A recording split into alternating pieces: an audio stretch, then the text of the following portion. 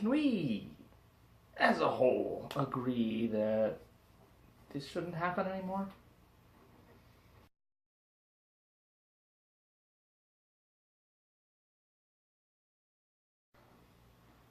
Simon here, Link Simon, sorry, out of Kamloops, British Columbia. So, every now and then these things pop up that just seem like they're meant to be, really make you question the whole nature of fate.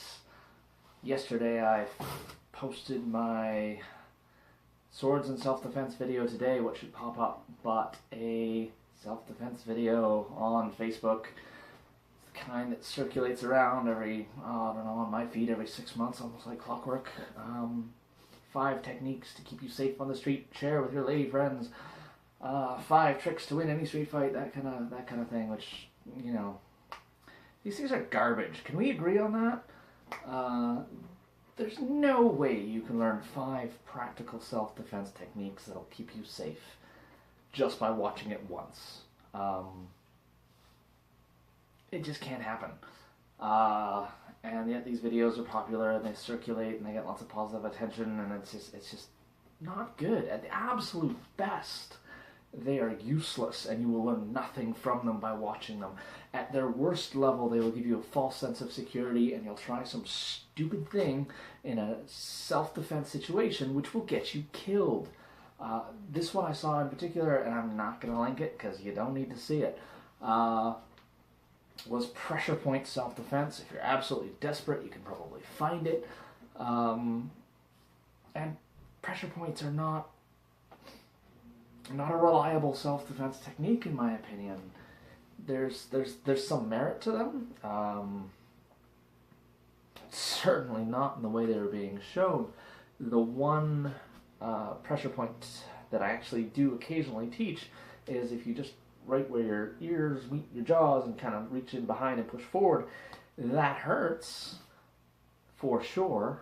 The way they demonstrate in the video is the attacker got pushed there and went and basically fell over, which is ridiculous. The more accurate response is someone pushes there, they go smack.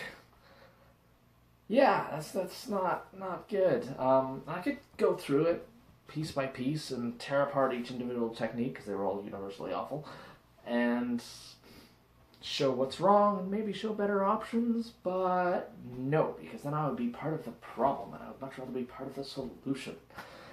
So, in the interest of constructive criticism, here are 5 self-defense techniques that will probably, hopefully, not contribute to you getting killed. Technique number 1, have a plan. If you're going out on the town, know where you're going to be, know who you're going to be with, know what time you're going to be home. Does anyone expect you home? Is anyone going to be worried if you don't check in at a certain time? These are important things to know. If you're just walking up to the grocery store for some produce, you're probably okay not having a too detailed plan. If you're going somewhere dangerous on your own, you should definitely have a plan. There's all kinds of things you can do involved in that, as simple as telling someone where you're going and what time you're expected to be home. I don't know about you, but most of my friends would be totally okay if I said, I'm going to text you tonight when I get home safe. If you haven't heard from me by midnight, try calling and then maybe call someone else and even call the police if you have to. Have a plan before you go out. When you're out, you know, I'm not saying you necessarily have to map out every escape route, but it doesn't hurt to think, okay, if things go wrong, what do I do from here? Similarly speaking, have an idea of what you want to do if someone's harassing you. Going into these situations blind is going to get you into trouble. Technique number 2, use the buddy system. This is kindergarten stuff, but there's a reason why it's a safety concern there. It's a safety concern now. If you're going out, have a friend with you, have someone with you. Sometimes it's nice to go out on your own, but make sure there's someone who's expecting you to be home at a certain time. This is not always the easiest thing to follow, and a lot of people don't want to follow it for whatever reason.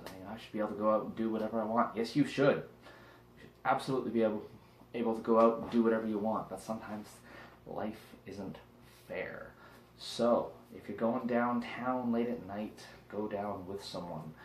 Make sure you're not riding the bus at 3 o'clock in the morning on your own. Do buses run at 3 o'clock in the morning where you are? They don't here, I'm pretty sure. Used to live in Vancouver, they ran late there. But anyway, and if you do have to travel on your own, make sure you have someone you can check in with. Again, I mentioned this before, but it's super important. Buddy system.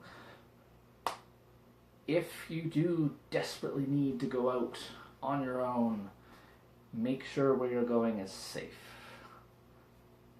And that kind of goes back to point 1 where you have a plan. Number 3, exit situations where you don't feel safe. Give yourself permission to do this. My number 1 rule of self-defense is ego will get you killed. That can apply to the other guy, and that can apply to you as well. How many times have you been in a situation where you're walking down the street and you get a weird vibe off someone? It can be as extreme as they're ranting and raving and screaming to themselves, or it can be as subtle as that guy creeps me the hell out, but you walk past them anyway. Going right past them, possibly even within arm's reach, because you don't want to upset them further or something. That's not a good thing to be. That's not a good place. Give yourself permission to cross the street. Yeah, you'll give yourself a certain degree of vulnerability by the fact that you are announcing to the world that you are uncomfortable, but put your ego aside and think about it as this. Yes, it's embarrassing to be seen to be afraid. It can potentially lead to more problems from predatory people. However, at the same time, don't allow being uncomfortable to get you within arm's reach of someone you think is dangerous. Similarly speaking, if you're in a bar, for example, and there's a brawl brewing, give yourself permission to exit. If someone throws a punch with you, give yourself permission to walk away. It's not your job to babysit them. Call the police on your way out, maybe, but you don't have to get involved in a situation that makes you uncomfortable. Give yourself permission to walk away. Escape. Number 4. Learn and practice the art of de-escalation. An easy resource for this is a trick called verbal Judo, and I'll try to find a lecture I can link down below. And it's a way of reasoning with someone who's being unreasonable. Verbal Judo is just one option, but learn this, practice it, internalize it. Make sure, get your friends to role play with you maybe. Practice calming down angry people or aggressive people. It can work. Talk to anyone who's worked in law enforcement or security. If they're good at their job, they will have people thanking them for arresting them. I have heard countless stories from law enforcement about, yeah, this guy was being aggressive and crazy, and I went in, I talked to him and arrested him, and later he thanked me. So this is techniques that work. It's not hard to find. Again, I'll try to provide some resources down below, but learn this stuff. It is incredibly, incredibly valuable. Finally, number 5. Inevitably, the criticism of this is, well, sometimes things just happen. And I imagine that's true. Now, I've been in a grand total of 2 self-defense situations myself. Both of them, I can tell you, it's my own goddamn fault I got in them. There are plenty of opportunities I had to escape. At the time, I didn't recognize them. So, this is something that will occasionally happen. You will not recognize the avenues of escape. You will not, your plan will fall apart and something bad will happen. Don't watch self-defense videos. Train. If you can find a school with a strong self-defense program that includes role-playing and de-escalation techniques, great. Do that. Any martial art will give you a degree of competence, hopefully.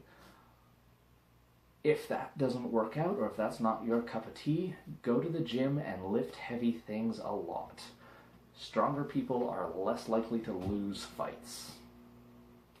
None of this is guaranteed. The most skilled martial artists can get their ass kicked by a drunken amateur, but at the same time, When something goes horribly, horribly wrong, in a worst case scenario, you want to know how to deal with it, at least in theory. Techniques 1 through 4 will keep you from getting into the situation. If you do get in the situation, you should at least know something about how to handle it. Simple techniques only, none of this flashy shit. And again, physical fitness is super important for this kind of situation. Now, play your cards right, and you will never have to use step 5. And I want to make it abundantly clear here, I am not victim blaming when I say this. I am simply advocating personal responsibility. You have to take responsibility for the fact that you got yourself in a shit situation. If that's not the case, that's not the case. There are some times where terrible, horrible situations are totally unavoidable, and that sucks. That's not what I'm talking about. I'm specifically talking about situations where you do have a control of how to get into it and how to get out. Alright? Making that clear. So, those 5 techniques, 5 self-defense techniques that will hopefully not get you killed are: have a plan, have a buddy, leave, de-escalate, and if you have to, learn to fight. Simple enough. Please, please, please, if one of those stupid self-defense videos come across your page, look the other direction. They are universally useless. I hope this video has been slightly less useless. Again, everything I've talked about has to be practiced, has to be trained. Otherwise, it's not going to do you any kind of good. So, stay safe out there.